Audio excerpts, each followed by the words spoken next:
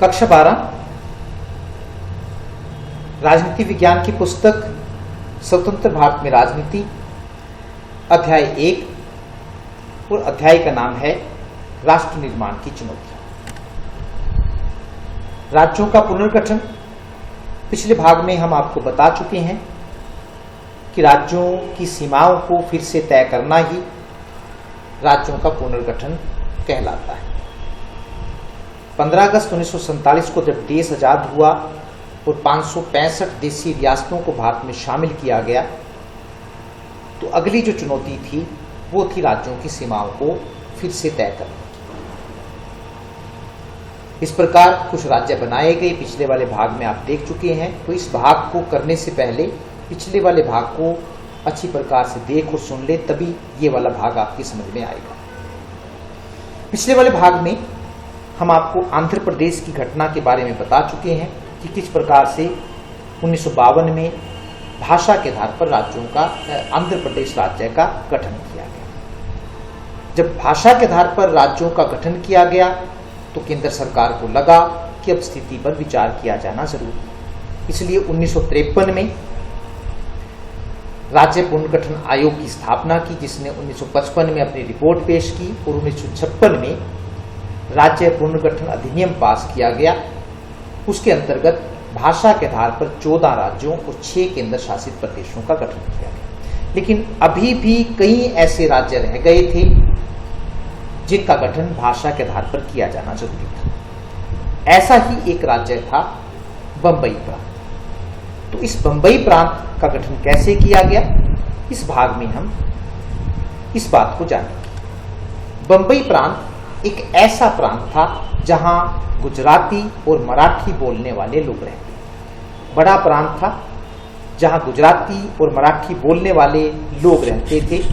अगर आप माउस देख रहे हैं तो ये पूरा का पूरा, जिसको आजकल यहां से गुजरात बना दिया गया है, लेकिन 1956 में इस राज्य का पुनर्गठन नहीं किया गया, पूरा का पूरा एक रखा गया। तो ये बंबई प्रांत के नाम से, या बॉम्बे उसको प्रोविंस कहते थे उस समय, तो उस समय इस नाम से जाना जाता था। लेकिन ये एक ऐसा राज्य था जहां पर गुजराती और मराठी बोलने वाले लोग रहते थे। 1956 में जब 14 राज्यों व 6 केंद्र शासित प्रदेशों का गठन किया गया तो इसे छोड़ दिया गया, इसका पुनर्गठन नहीं किया गया। अतः इस प्रांत के लोगों ने भी अपनी मांग को पूरा करवाने के लिए आंदोलन छेड़ दिया, क्योंकि लोगों के पास अपनी मांग को पूरा करवाने के लिए इसके अलावा कोई चारा नहीं होता। तो जब 1956 में उनकी मांग को नहीं सुना गया तो लोगों ने अपनी मांग को पूरा करवाने के लिए आंदोलन छेड़ दिया।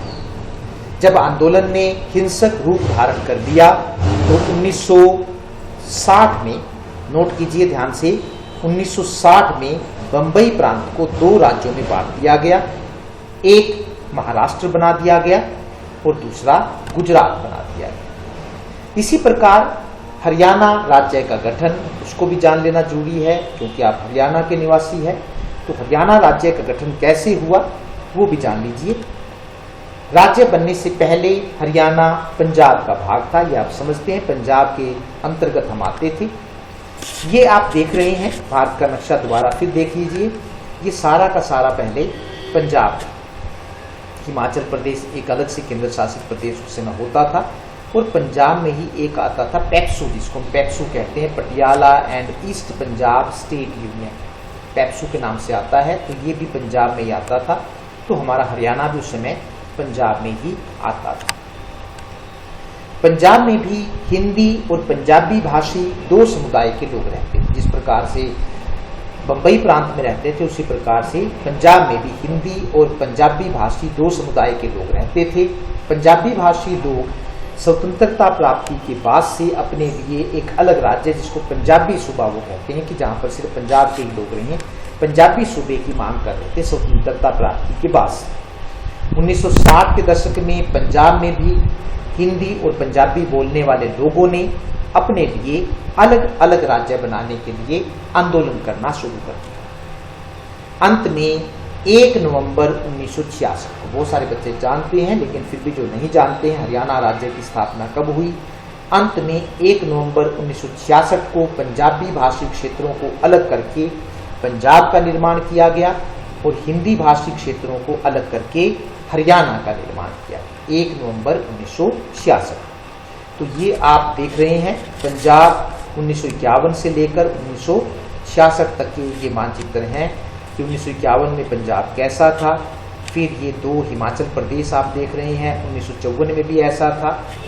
फिर आप दोबारा फिर देख रहे हैं 1956 में आप देख रहे हैं, और 1966 में आप देख रहे हैं कि किस तरह से पंजाब का विभाजन करके एक 3 अलग अलग से राज्य बनाए। एक हिमाचल प्रदेश आ गया है, हिमाचल प्रदेश पहले टुकड़ों में बटा हुआ था, उसको एक अलग राज्य का दर्जा दे दिया गया। पंजाब अलग से बना दिया गया और हरियाणा राज्य अलग से बना दिया गया। चित्र में आपको बिल्कुल स्पष्ट हो जाता है कि किस तरह से पंजाब में से हरियाणा का निर्माण किया गया।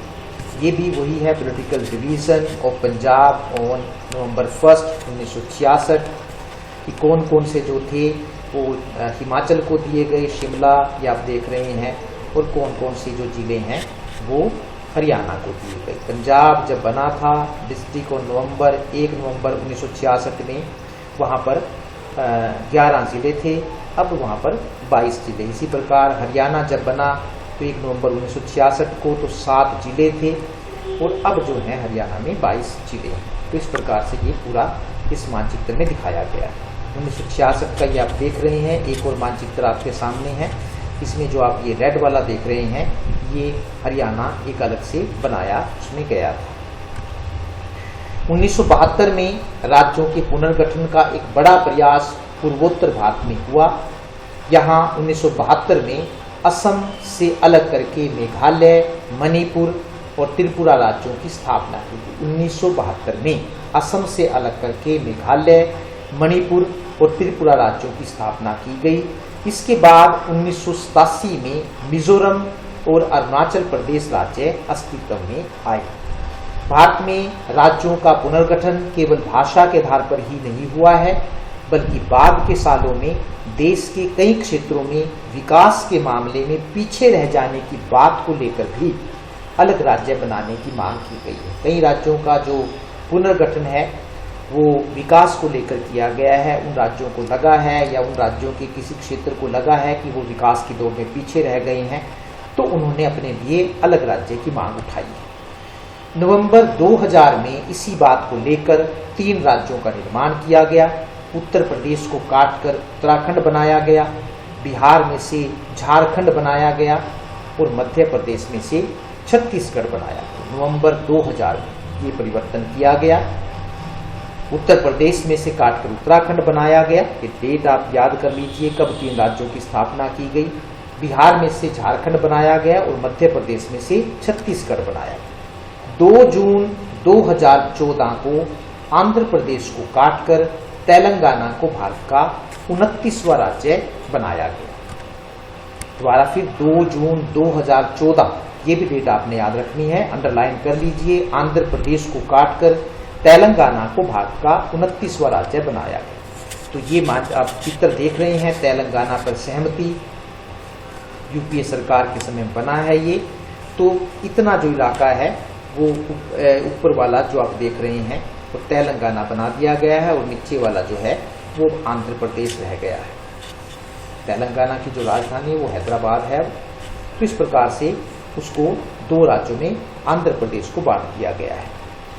31 अक्टूबर 2019 को सरदार वल्लभ भाई पटेल की जयंती पर जम्मू और कश्मीर राज्य को 2 केंद्र शासित प्रदेशों में बांट दिया गया है। 31 अक्टूबर 2019 और इस तारीख को जो है हर साल हम सरदार वल्लभ भाई पटेल की जयंती मनाते हैं। तो इसी तारीख को जम्मू कश्मीर राज्य को 2 केंद्र शासित प्रदेशों में बांट दिया गया।